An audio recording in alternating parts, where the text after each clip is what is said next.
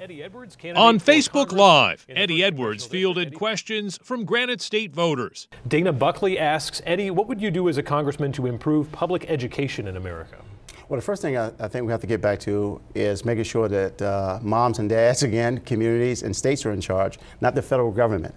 And so you do that by expanding choice. Some Facebook users wanted Edwards to clarify comments made in a debate last week about, quote, weaning people off Social Security in the future. Well, the word choice was yours, weaning. Did you misspeak? Yeah. Because there's an imagery there of a separation and dependency. Well, no, I wouldn't say I misspoke. What I was trying to get to was the future generations, those folks who have an interim workforce, personal savings accounts, for instance, within the Department of Social Security. That shores up the Social Security. That also allows flexibility. Edwards, a Navy veteran and strong supporter of the president, says his Democratic opponent is too anti-Trump. He's part of the resistance.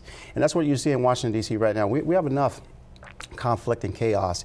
And wanting to go to Congress just to provide conflict, more resistance, I think it's inappropriate. One Facebook user challenged Edwards to explain which federal policies, quote, keep people poor.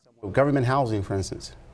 When I was a kid, some of the places like where my grandmother lived, it was a government housing. And those government houses look just like the jails in those communities. Same brick and mortar structure, same people. And in fact, some of those people in those same poor neighborhoods would say, oh, I can go to jail because it's just like being here at home. And that's disappointing. Adam Sexton, WMUR News 9.